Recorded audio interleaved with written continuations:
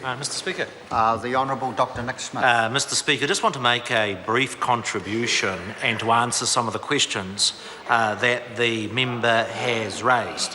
First of all, there's a certain irony about debating a bill about savings when the very purpose of this bill is to help get the government's book back into the black.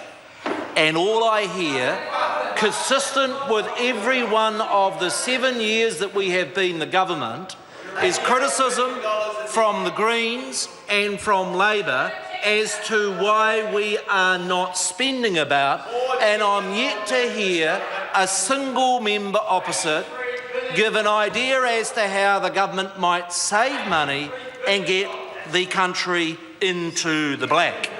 Now, members on the government benches firmly support encouraging people to save. The budget for next year provides for $643 million of government support for saving. But there's a very important difference. Do we subsidise people opening accounts, or do we subsidise people to save? There's a difference. Because what we are saying is providing government support for save is something we support. Just opening a bank account actually doesn't get us far. Now, can I specifically respond to the question from James Shaw? James Shaw asked a very pertinent question. He claimed the numbers of people in KiwiSaver will decline over the next year. So I checked with the officials. There are currently 2.4 million people in KiwiSaver. Can I make another interesting point? When KiwiSaver was introduced in 2006, Dr Cullen said that in the year 2015, we project there will be 700,000 people in KiwiSaver. In other words, our government has been successful in better embedding a savings culture with 3 times as many people in KiwiSaver than what even Dr Cullen projected. But here's the rub, and here's the answer for Mr James Shaw.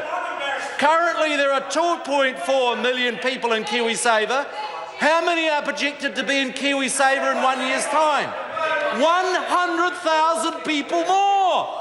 100,000 people more, Mr Shaw, will be in KiwiSaver in 1 year's time because the government is providing ongoing subsidies amounting to $521 every year for a person in KiwiSaver.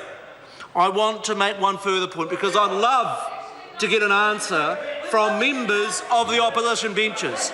And I use this quote.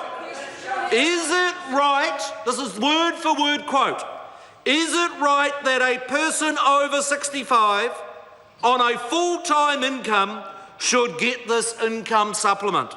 There's a fairness question there. I cannot commit to keeping New Zealand superannuation. Word for word by Andrew Little. Does David Parker agree with that?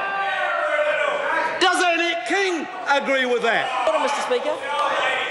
Point of order, the Honourable Annette King. Mr Speaker, it was my